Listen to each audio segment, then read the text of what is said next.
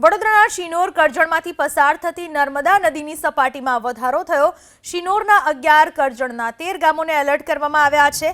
અંબાલી, બરકાલ, દિવેર, માલસર ગામને એલર્ટ કરાયા તો દરિયાપુરા, મોલેથા, ઝાંઝડ, કંજેઠા ગામના લોકોને એલર્ટ કરાયા।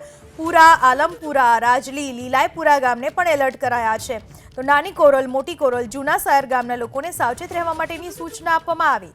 સાગરોલ, ઓજ, સોમજ, દેલવાડા, અરજપુરા ગામના લોકોને એલર્ટ કરવામાં આવ્યા છે।